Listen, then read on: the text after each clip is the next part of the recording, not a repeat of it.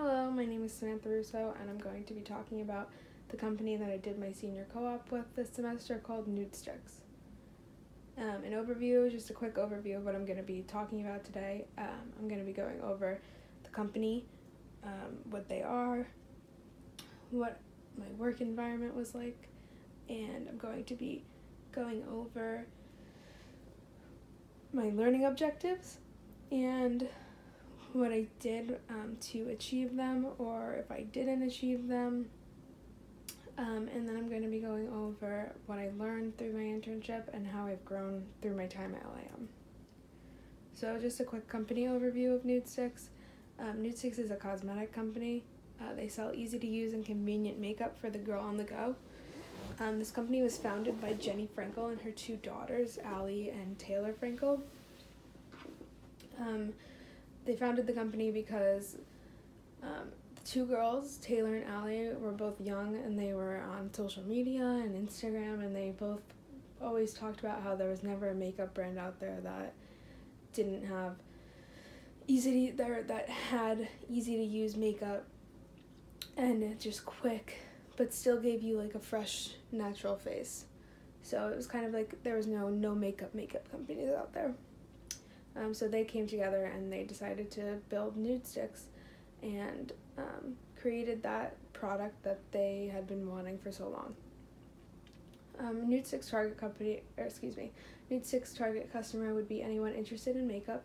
Cosmetics is a really large array of things, so there's so many types of different people that could be interested in Nudestix and could like them as a company.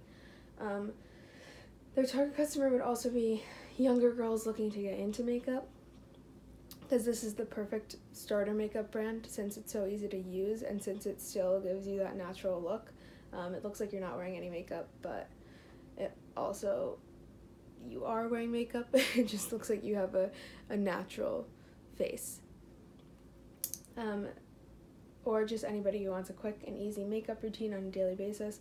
A lot of busy moms use this. A lot of older women use this if they are just sick of their makeup routine. They just want like 2 steps and done.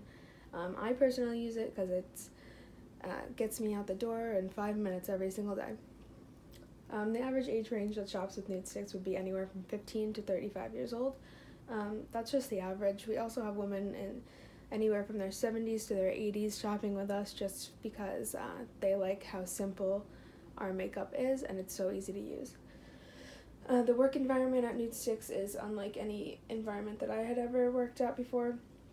It's a very close-knit company. I worked with my supervisor very closely every single day, and we became very close over the time because it was just us two every day working, and we were always together. So why this internship and how did I get it? At the time, I had become interested in makeup and cosmetics, and I was exploring different makeup brands, and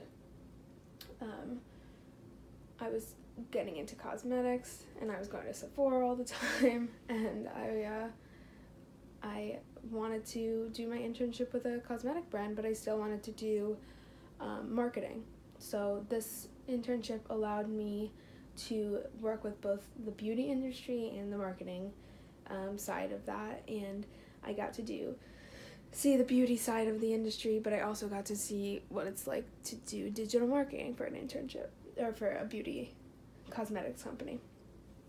I actually got this internship through connections that I had made in the past. At one of my old jobs, a girl actually switched to this company, and she reached out to me and asked if I knew anybody that needed an internship, and I told her that I did actually, and I was actually going to reach out to her that day because I knew that she would be a good connection to help me get an internship, and she ended up helping me get one with her. So my first learning objective was, after interning with the digital marketing director and given the opportunity to work with clients, I will list and describe key elements that should be considered when preparing and handling new product launches. So the products that were launched during my time at Nudestix were Rock and Roller Eyeliner, Royal Vixen Kit, Hot Pumpkin Pie Kit, Blush and Glow Kit, Bronze and Glow Kit, Soft and Smoky Palette.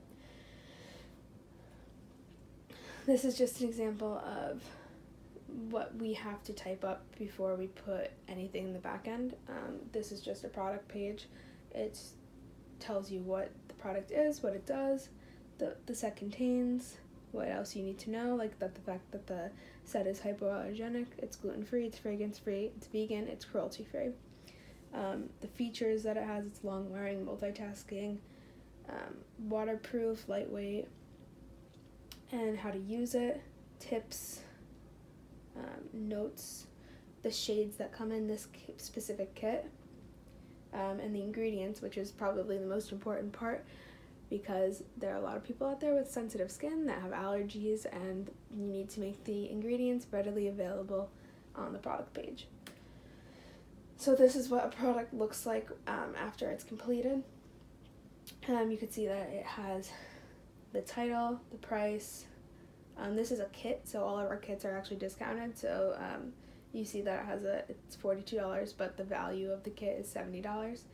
And then it has photos on the side, and then when you scroll down, you can see this. So this is environmentally friendly, vegan ingredients, and cruelty-free.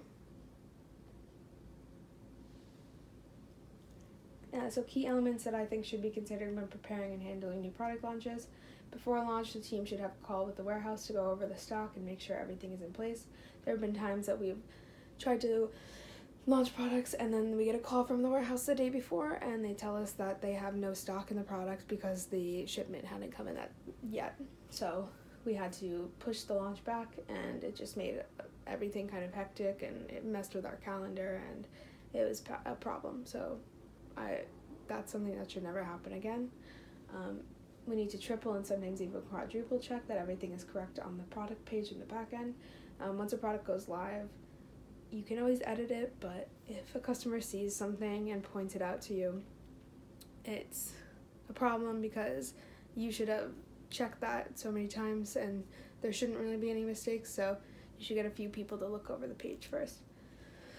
You have to go over the promotion posts and emails with the founders and the CEO before you post/send any emails, even if it's been approved, because sometimes even if it's been approved, the founders and the CEO will see it when it's sent out, and they will contact you and say that they didn't like it, and it's good and it's bad because it makes you make changes on the next email threads, or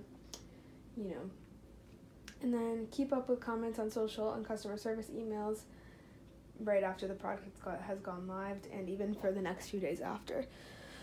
This is because if anything goes wrong with the products, if it goes out of stock quickly, we have to know. If somebody can't add it to their cart for some reason, or if a discount isn't working, we have to keep up with that so that the customer can get the product. My learning objective number 2, while interning with my supervisor, I will identify and explain the different strategies needed to promote a small company.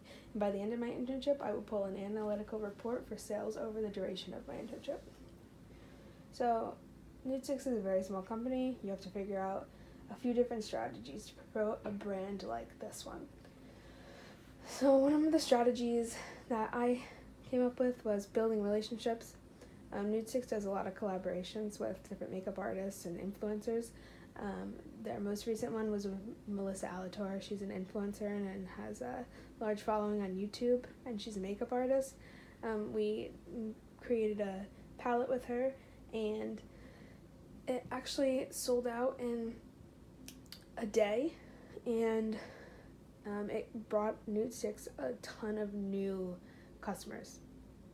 And another one that we did was the Jet Setter palette with Mary Phillips, who is a very popular makeup artist, and that one sells. We came out with it over the summer, and it still sells out every single time we get more stock of it. Another building relationships, meet and greets at Sephora's where Nude6 is sold. Oftentimes the founders will go and do makeup tutorials at Sephora's around the world where Nude6 is sold, because it allows them to create relationships with their customers, and the customers get to really see what the brand is all about. Google AdWords is a huge thing that we use. This brought in so many new customers because just by them searching small keywords like makeup or on-the-go makeup, nude sticks is one of the first things that comes up because of Google AdWords. So email marketing is probably the biggest thing that we have for our marketing. There's a lot of things that go into it because in order for the email marketing to work, you have to have people that sign up for the emails. So one way that we do that is we have a game that comes up 15 seconds after you log on to the website, and you spin a wheel and you can win a discount, but to be able to get the discount you have to enter your email. This is the second photo is a photo of what our emails look like. So they're fun, they're cute, and they have an emoji in the subject so that it catches your eye when you're looking through your email. It's also in all caps. And then we have a rewards program where if you sign up, you get 260 points, and points get you rewards, and you get like things like free shipping, you get free products, you get gift with purchase. It kind of just makes people want to keep spending and getting the points to do that. This is the sales report that I was able to pull for the sales over time. As you can see, during my internship, Nude Sticks made $314,261, and there was 5,171 orders, which is pretty good and more than last year. The second page is kind of just all of the discounts that were used during my time. So the biggest one we had was Cyber Monday, which was very recent, and that what made us the most money and got us the most orders. So my learning objective number 3 was, under the guidance of my supervisor, I will help set up new ways for customer service to be done in a way where it can be easier for the company. So one of my biggest tasks every day at my internship was answering customer service emails. This was probably one of the most stressful things for me because there were so many emails that would come in every day, and I would have to go through and just help customers out, which felt good in the end, but it was stressful if there was something that I couldn't do about it or if I couldn't find an answer to something. So these are just 2 examples of emails that I would get on a daily basis.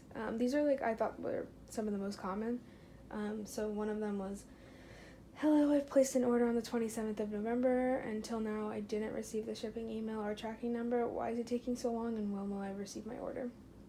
So this is when I would have to reach out to our warehouse and get them a tracking number, because sometimes shipping emails wouldn't send with tracking numbers, meaning customers would think that their products haven't shipped. Another one was, I was wondering if it would be possible to change a part of my order. And basically, that's another recent one that we would get. People would pick the wrong shade, or they would want to get a new product instead of one, or they would accidentally put something in their cart, and that was another thing that I would have to contact the warehouse about.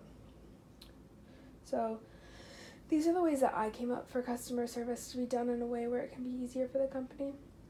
I said install a live chat on their website for customer concerns. This would make it so that customers would get their problems handled right away, and they wouldn't have an issue. Have more than one person assigned to answering the customer service emails. I said this because my supervisor, before I became her intern, was the only person that would handle the customer service emails, and she had to do that along with so many other tasks. So she would get really stressed out about it because it's a stressful job. So I thought if there was a few people in the office that were handling these emails and answering a few every few hours, they would be answered much faster and more efficiently. Perfect the FAQ page on the website. Right now the FAQ page has a lot of frequently asked questions, but there's still a few that I think should be on there, and I created a list and gave that to my supervisor, and she said she was going to add them. I said also have a daily conference call with the warehouse to go over customers' concerns and orders, because sometimes there would be days where when I would forward an email to the warehouse to get a tracking number or to see if something had been shipped, they just wouldn't answer, and I would have to be stuck with no answer for a customer. So if we had a daily conference call, I could go over all of these emails that I'm getting and just go over each order that has an issue. So the challenges and rewards at my internship, I really had a lot of challenges in the beginning. My biggest challenge, I think, was the customer service emails, because I struggled with that a lot because it was really stressful for me to have to get all of these emails saying that, like, even if I got one that, just like one that said I was having, like, they were getting bad customer service, it would make me feel really bad because I was trying my best or like I couldn't answer them because I just didn't have an answer for them yet. So that was a big challenge for me. Rewards were basically just that I was able to learn so much with my supervisor, and she was so knowledgeable in the field, and I got to really see what it was like to run a website basically, and to do all of the digital marketing for the website and see what really goes into that. So how have I grown as a professional at LAM? I really feel like I've grown since my freshman year. I have learned so much. I've gotten to do so many internships, and if I didn't have this experience, I feel like graduating would be a lot different for me right now, because I would be scared to go into the corporate world. But now I'm really not, because I've had 2 corporate internships so far, and it's given me so much experience, and I know what to expect when I go into the corporate world. What's next? I'm just going to be applying for jobs, and I know that my experience at LAM is going to help me, so I'm excited for that.